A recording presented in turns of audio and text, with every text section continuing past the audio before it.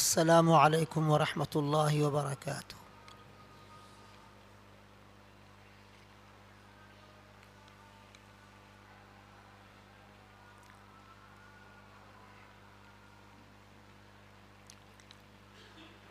الحمد للہ الحمد للہ کفا وسلام علی عباده الذین اصطفى، اما بعد فاعوذ باللہ من الشیطان الرجیم، بسم اللہ الرحمن الرحیم۔ یا ایہا الذین آمنوا خذوا حذرکم فانفروا ثبات او انفروا جمیعا وَإِنَّ مِنكُمْ لَمَن لَّيُبَطِّئَنَّ فَإِنْ أَصَابَتْكُم مُّصِيبَةٌ قَالَ قَدْ أَنْعَمَ اللَّهُ عَلَيَّ إِذْ لَمْ أَكُن مَّعَهُمْ شَهِيدًا وَلَئِنْ أَصَابَكُم فَضْلٌ مِّنَ اللَّهِ لَيَقُولَنَّ كَأَن لَّمْ تَكُن بَيْنَكُمْ وَبَيْنَهُ مَوَدَّةٌ یا لیتنی کنت معهم فأفوز فوزا عظیما۔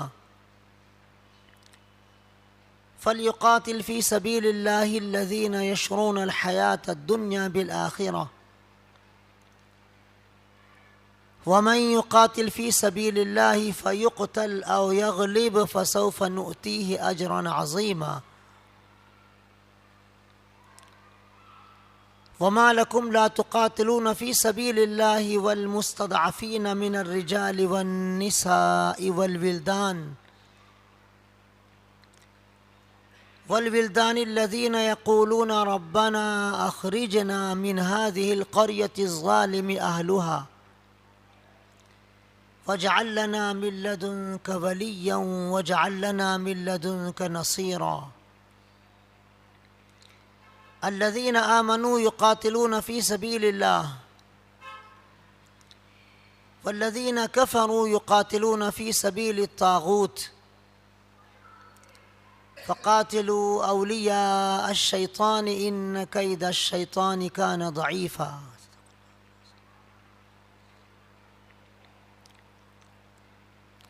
محترم بزرگوں، بھائیوں، دوستو، یہ 5ویں پارے کا 7واں رکوع ہے۔ اس رکوع میں اللہ پاک نے غزوہ احد کے بعد کے حالات میں کچھ مسلمانوں کو نصیحتیں کی ہیں۔ ترجمہ سنیے۔ اے ایمان والو، مقابلے کے لیے ہر وقت تیار رہا کرو، پھر کبھی چھوٹے چھوٹے دستوں کی شکل میں یا بڑے لشکر کی شکل میں مقابلہ کرو۔ تم میں سے کچھ منافقین وہ ہیں جو لڑائی سے جی چراتے ہیں۔ ان کا حال یہ ہے کہ تم پر اگر کوئی مصیبت پہنچتی ہے تو کہتے ہیں کہ مجھ پر اللہ کا کرم ہے کہ میں ان مسلمانوں کے ساتھ لڑائی میں شریک نہیں ہوا، اور اگر اللہ کا تمہیں فضل پہنچتا ہے اور تمہیں فتح و کامیابی نصیب ہوتی ہے تو پھر یہ منافقین ایسے کہتے ہیں گویا تمہارے اور ان کے درمیان کوئی دوستی اور الفت کا تعلق ہی نہیں ہے۔ کہتے ہیں کاش میں بھی ان کے ساتھ ہوتا تو میں بھی مال غنیمت حاصل کر کے کامیاب ہوتا، بڑی کامیابی حاصل کرتا۔ اللہ کی راہ میں ان لوگوں کو قتال کرنا چاہیے جو آخرت کے مقابلے میں دنیاوی زندگی کو ترجیح دیتے ہیں، فروخت کر دیتے ہیں، اور جو بھی اللہ کی راہ میں جہاد کرے گا، قتال کرے گا، وہ چاہے شہید ہو جائے چاہے غالب آ جائے، ہر حال میں ہم اسے بہت ہی عظیم اجر و ثواب عطا فرمائیں گے۔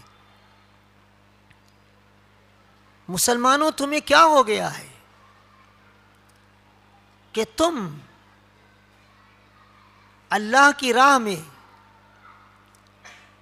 ان کمزور مردوں، عورتوں اور بچوں کی خاطر بھی نہیں لڑتے جو مظلوم ہونے کی وجہ سے کہتے ہیں کہ اے ہمارے پروردگار، ہمیں اس بستی سے نکال دے جہاں کے رہنے والے ظالم ہیں، اور اپنے پاس سے ہمارے لیے کوئی حامی و مددگار پیدا کر دے۔ ایمان والے اللہ کی راہ میں جہاد کرتے ہیں، اور کفر کرنے والے شیطان کی راہ میں قتال اور لڑائی کرتے ہیں۔ تم شیطان کے دوستوں سے لڑو اور ڈرو مت، بے شک شیطان کی ساری مکاریاں اور چال بازیاں کمزور ہیں۔ یہ اس رکوع کا ترجمہ ہوا۔ محترم بزرگوں، سن 3 ہجری میں شوال کے مہینے میں احد پہاڑ کے دامن میں جنگ ہوئی تھی۔ اس جنگ کی ابتدا میں مسلمانوں کا غلبہ رہا، کافر بھاگ رہے تھے، لیکن پھر مسلمانوں کی کمزوری کی وجہ سے کافروں کا غلبہ ہو گیا اور 70 مسلمان شہید ہو گئے۔ خود حضور اکرم صلی اللہ علیہ وسلم بھی زخمی ہو گئے، آپ کے دندان مبارک شہید ہو گئے، آپ کا چہرہ لہو لہان ہو گیا، شہداء کی لاشوں کو بگاڑ دیا گیا۔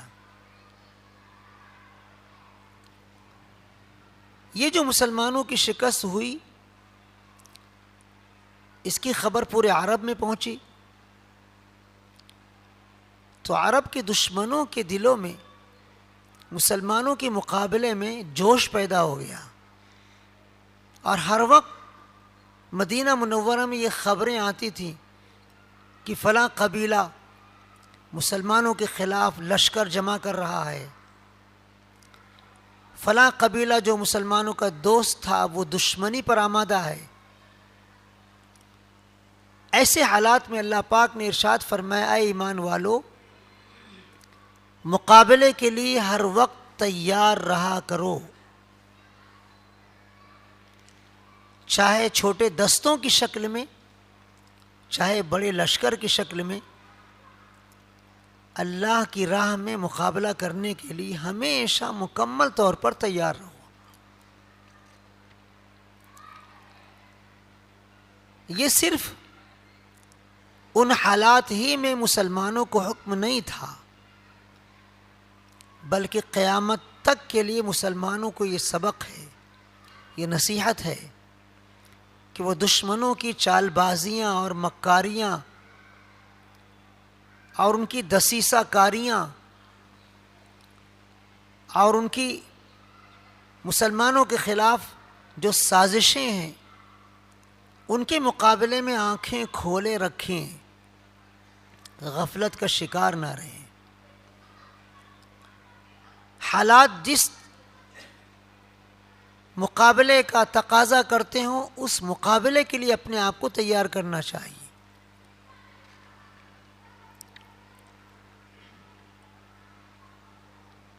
اس وقت تیر، کمان، تلوار، ڈھال اور نیزے کا زمانہ تھا۔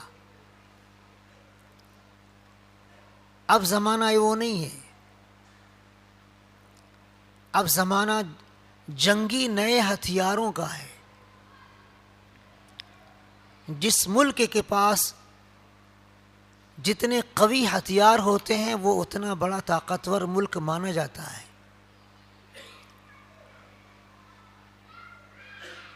عالم اسلام میں 50 سے زیادہ اسلامی حکومتیں ہیں، لیکن جنگی جو جدید اسلحہ ہیں ان سے وہ خالی ہیں۔ کھانے پینے، پہننے اوڑھنے، رہنے سہنے کے ایسے ایسے اسباب و وسائل ان کے پاس ہیں کہ پوری دنیا میں نہیں ہیں، لیکن اللہ کے اس حکم پر عمل کرنے کے لیے ان کے پاس کوئی تیاری نہیں ہے۔ یہ بڑے افسوسناک صورتحال کا عالم اسلام مقابلہ کر رہا ہے۔ اللہ پاک کا یہ ارشاد قیامت تک کے مسلمانوں کے لیے ہے، یا ایھا الذین آمنوا خذوا حذرکم، اے ایمان والو اپنے آپ کو ہر وقت تیار رکھو، چوکنے رہو، ہوشیار رہو، غافل مت رہو۔ حضور اکرم صلی اللہ علیہ وسلم ان حالات میں دن میں بھی رات میں بھی ہتھیار پہنے رہتے تھے، 24 گھنٹہ جاگتے رہتے تھے۔ کبھی نیند سے بوجھل پلکوں پر نیند کا تقاضا ابھرتا تھا تو حضور اکرم صلی اللہ علیہ وسلم رات کی اندھیریوں میں تمنا کرتے تھے۔ حضرت عائشہ رضی اللہ تعالیٰ نے فرماتی ہیں کہ حضور نے ایک رات فرمایا، کاش کوئی میری چوکیداری کے لیے تیار ہوتا میرے صحابہ میں سے۔ سب سو رہے تھے، کسی کی چوکیداری کی امید نہیں تھی۔ اچانک ہتھیاروں کی آواز آئی، حضور اکرم صلی اللہ علیہ وسلم نے کہا کون؟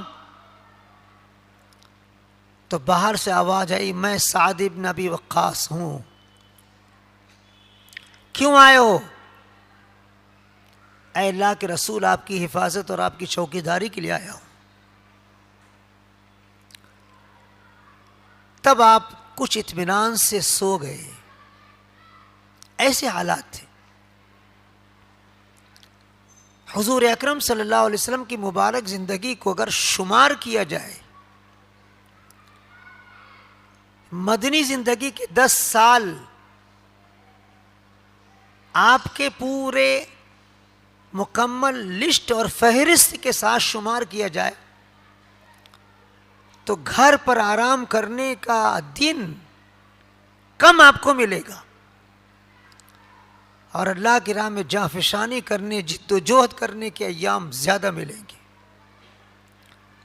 گھوڑوں پر سوار ہو کر، سواریوں پر سوار ہو کر اللہ کی راہ میں گرد غبار میں اٹے ہوئے سفر کرتے ہوئے آپ کی زندگی کے اکثر حصے کو آپ پاؤ گے۔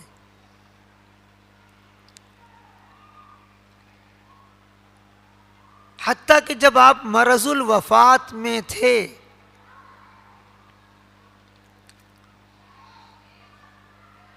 تو اس وقت آپ نے ایک لشکر تیار کیا تھا جس کے امیر حضرت اسامہ ابن زید رضی اللہ تعالیٰ عنہ کو آپ نے بنایا تھا۔ اس لشکر کو بھیج دیا گیا تھا، لیکن درمیان میں لشکر کو پتہ چلا کہ اللہ کے رسول صلی اللہ علیہ وسلم کی طبیعت بہت زیادہ ناساز ہے، تو لشکر وہیں رک گیا۔ پتہ نہیں کیا خبر ملے، جیسے حضور اکرم صلی اللہ علیہ وسلم کا مزاج ہوگا اس کے حساب سے آگے بڑھیں گے یا واپس آ جائیں گے۔ ایسے نازک حالات میں بھی حضور اکرم صلی اللہ علیہ وسلم نے ارشاد فرمایا تھا کہ اسامہ کے لشکر کو آگے بڑھاؤ۔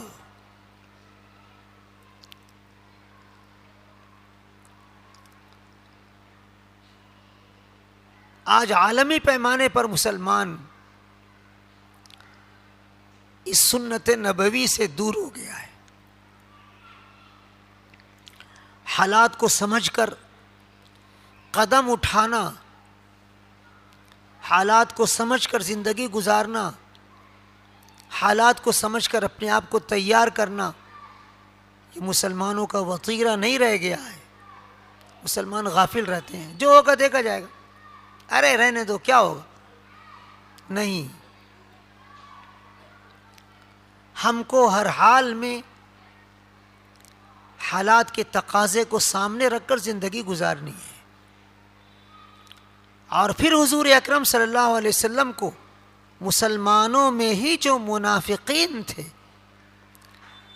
ان کی خبر دی گئی بغیر نشاندہی کیے کہ تم میں کچھ ایسے ہیں جو خود تو لڑائی سے جی چراتے ہیں، دوسروں کی بھی ہمتیں پست کرتے ہیں، ان سے بھی ہوشیار رہنا، ان کے دام میں آنا نہیں، ان کے خیالات قبول کرنا نہیں۔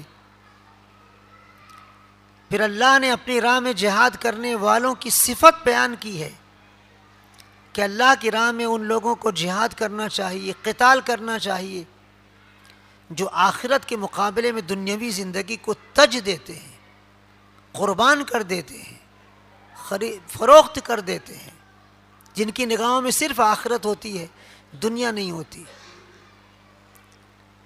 ایسے ہی لوگ اللہ کی راہ کے صحیح مجاہد اور مخلص مجاہدین ہیں، ان لوگوں کو آگے بڑھنا چاہیے۔ اور پھر جو مکے میں مظلوم مسلمان تھے، جو کمزور ہونے کی وجہ سے ہجرت کر کے مدینہ منورہ آ نہیں سکے تھے اور کافر انہیں ستا رہے تھے، جیسے حضرت عبداللہ ابن عباس رضی اللہ تعالیٰ عنہ، ان کی والدہ حضرت فضل ابن عباس، حضرت ام فضل رضی اللہ تعالی عنہا، جن کا نام لبابہ رضی اللہ تعالی عنہا ہے، حضرت ابو جندل رضی اللہ تعالی عنہ، حضرت سلمہ ابن ہشام رضی اللہ تعالی عنہ، بہت سارے صحابہ تھے جو بیچارے کمزور تھے، دبائے کچلے ہوئے تھے، مکے میں اپنے رشتہ داروں کے یہاں قید تھے، ان کو ہجرت نہیں کرنے دیا جا رہا تھا، ان کو روک کر ان پر ظلم ڈھایا جا رہا تھا۔ تو اللہ پاک نے مسلمانوں کو ہمت دی ہے، جوش دلایا ہے کہ ان کمزور مسلمانوں کی خاطر بھی تم اللہ کی راہ میں جہاد نہیں کرو گے۔ حضور اکرم صلی اللہ علیہ وسلم ان کمزور مسلمانوں کا نام لے لے کر دعا کیا کرتے تھے، نام لے لے کر کہ اللہ سلمہ ابن ہشام رضی اللہ تعالیٰ عنہ کی مدد فرما، اے اللہ مظلوم مسلمانوں کی مدد فرما، کمزور مسلمانوں کی مدد فرما۔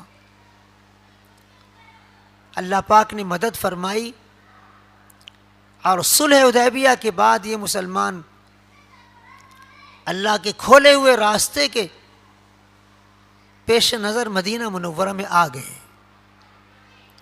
اور یہ مسلمان دعا کیا کرتے تھے، اے اللہ ہمارے لیے کوئی حامی و مددگار اپنی طرف سے پیدا فرما۔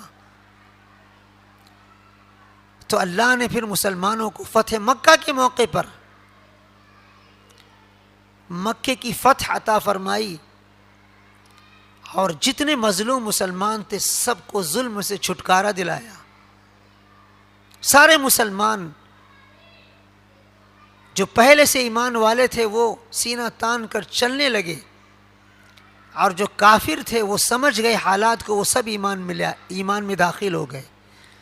100% مکہ کے باشندے ایمان میں داخل ہو گئے۔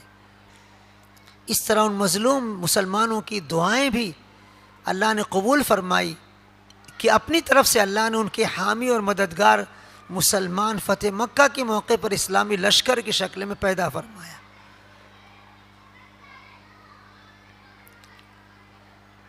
اس کے بعد اللہ پاک نے ایک حتمی فیصلہ فرمایا ہے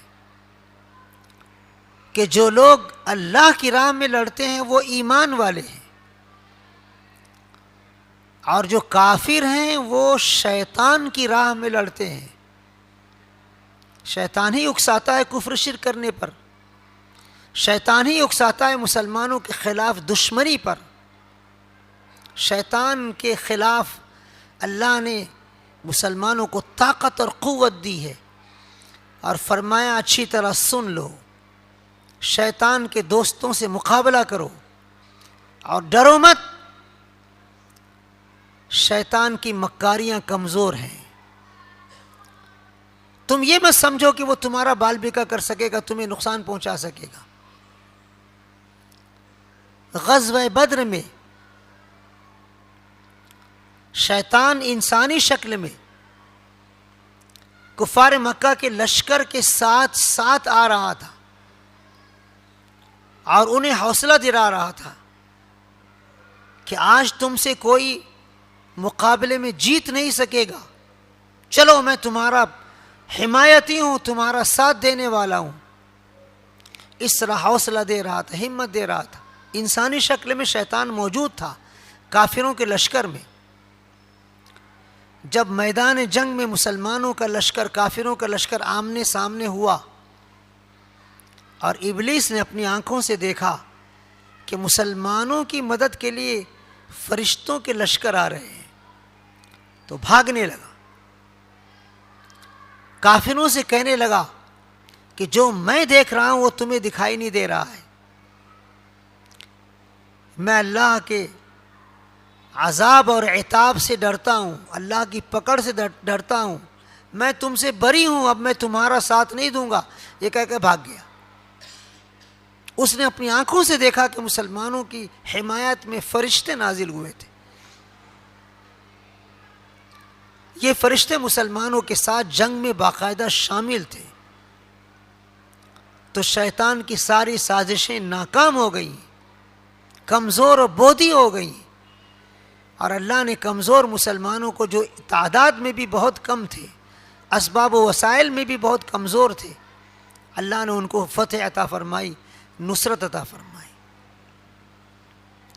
ایسے ہی غزوہ احد میں بھی ابتدا میں مسلمانوں کو فتح عطا ہوئی، لیکن حضور اکرم صلی اللہ علیہ وسلم کے ایک ارشاد کے خلاف اجتہادی خطا کی وجہ سے حضور نے ایک پہاڑی کے دامن میں 50 تیر اندازوں کو طے کیا تھا اور تاکید کی تھی یہاں سے ہلنا نہیں جب تک میں تمہیں یہاں سے ہٹنے کا حکم نہ دوں۔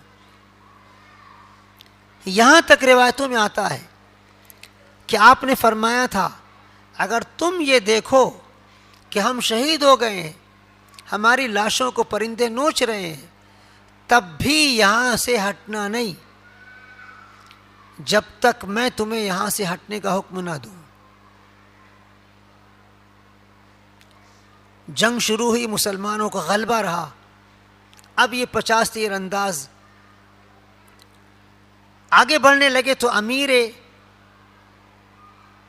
طائفہ نے، اس جماعت کے امیر نے ان کو روکا کہ مت یہاں سے ہٹو، اللہ کے رسول صلی اللہ علیہ وسلم نے منع فرمایا ہے۔ لیکن وہ کہنے کہ نہیں، اب تو جنگ ختم ہو گئی، کافر تو بھاگ رہے ہیں، اب یہاں رک کر کیا فائدہ۔ امیر جماعت نے بہت زیادہ ان کو اصرار کر کے روکنا چاہا، لیکن وہ نہیں رکے۔ یہی مخالفت تھی، خلاف ورزی تھی حضور اکرم صلی اللہ علیہ وسلم کی، جو اجتہادی خطا کی شکل میں تھی۔ ان کو اپنی جگہ چھوڑنی نہیں چاہیے تھی، وہ اپنی جگہ چھوڑ کر آگے بڑھ گئے۔ پیچھے سے خالد ابن ولید گھوڑوں کا دستہ لے کر آ گئے اور حملہ کر دیے۔ مسلمان درمیان میں پس گئے، بھاگتے ہوئے کافروں کو بھی للکار کر خالد ابن ولید نے واپس پلٹایا اور خود بھی حملہ کرنے لگے، مسلمان بیچ میں ہو گئے۔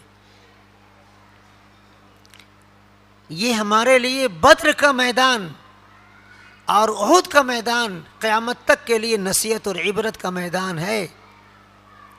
بدر کا میدان ہمیں یہ سبق سکھاتا ہے کہ کمزور ہو، ناتواں ہو، لیکن دین پر قائم ہو تو اللہ کی مدد ضرور ساتھ رہے گی۔ اور احد کا میدان ہمیں یہ سبق دیتا ہے کہ ذرا سی بھی حضور اکرم صلی اللہ علیہ وسلم کی خلاف ورزی ہوئی تو ہم ناکام ہو جائیں گے، چاہے ہمارا پلہ غالب رہا ہو تب بھی ناکام ہو جائیں گے۔ یہ اس رکوع کا اہم پیغام ہے۔ اللہ نے اپنی راہ میں ایمان والوں کو للکارا ہے، ابھارا ہے، جوش دلایا ہے کہ اللہ کی راہ میں لڑنے والے ایسے ہوتے ہیں کہ آخرت کے مقابلے میں دنیاوی زندگی کو وقف کر دیتے ہیں، فروخت کر دیتے ہیں۔ تم جو دنیاوی زندگی کو اپنی نگاہوں میں کچھ سمجھو مت، آخرت کو اپنی نگاہوں میں رکھو اور اللہ کی راہ میں جہاد کرو۔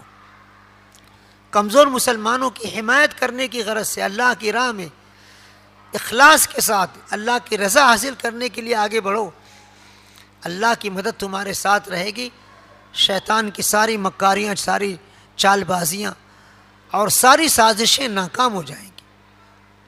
اور ایک نہیں، سینکڑوں واقعات ایسے ہیں آج تک کی تاریخ میں کہ مسلمان جب بھی اللہ اس کے رسول کے صحیح وفادار ہوئے ہیں، اللہ کی مدد ان کے قریب رہی ہے، اور جہاں مسلمانوں میں اللہ اس کے رسول کی نافرمانیاں آئی ہیں وہاں وہ اللہ کی نصرت سے محروم ہو گئے۔ ہم کو اپنا احتساب کرنا چاہیے، اپنے گریبان میں جھانک کر دیکھنا چاہیے کہ ہم سے کیا کیا نافرمانیاں ہو رہی ہیں، ہم کون کون سے گناہ کر رہے ہیں، جن گناہوں میں ہم آلودہ ہیں ان گناہوں سے اپنے آپ کو دور کرنے کی کوشش کرنی چاہیے۔ نیکیوں کو دیکھو، جو نیکیاں ہماری زندگی میں نہیں ہیں کوشش کر کے ان نیکیوں کو اپنی زندگی میں لانا چاہیے۔ آج حالات ایسے ہیں کہ اگر ان حالات میں بھی ہم اسلام کے صحیح وفادار نہیں ہوئے، اللہ اس کے رسول کے صحیح وفادار نہیں ہوئے، تو پھر مستقبل ہمارے لیے تاریک ہے، روشن نہیں ہے، تاریک ہے۔ نوجوان مسلمانوں کو خاص طور پر ہوش کے ناخن لینے چاہیے کہ ان کو اللہ کا وفادار سپاہی بننا چاہیے، اللہ کے دین کا مخلص داعی بننا چاہیے، ایک سچا پکا مسلمان بننا چاہیے۔ دین کی وفاداری زندگی کے ہر شعبے میں نوجوان مسلمانوں کی زندگیوں میں نظر آنی چاہیے۔ ہماری لڑکیوں، ہماری خواتین کی زندگیوں میں بھی اسلام چلتا پھرتا نظر آنا چاہیے۔ آج ہماری معاشرتی زندگی میں اسلام دور کھڑا نظر آتا ہے اور ہم اپنی منمانی زندگی گزارتے نظر آتے ہیں۔ اللہ ہم سب کو اپنے دین پر ثابت قدم رکھے، ہمیں اخلاص للہیت کا نور عطا فرمائے، شیطان کی وسوسوں اور نفس کے شرور سے ہماری حفاظت فرمائے، دشمنوں کی سازشوں کو ناکام بنا دے، ملک کے حالات عافیت کے ساتھ مسلمانوں کے حق میں سازگار فرما دے، مسجدوں کی، مدرسوں کی، مکاتب کی، خانقاہوں کی، مسلمانوں کی تعلیمی اور سماجی اداروں کی، مسلمانوں کے دین و ایمان، عزت و آبرو اور جان و مال کی حفاظت فرمائے۔ آمین۔ وآخر دعوانا الحمد للہ رب العالمین۔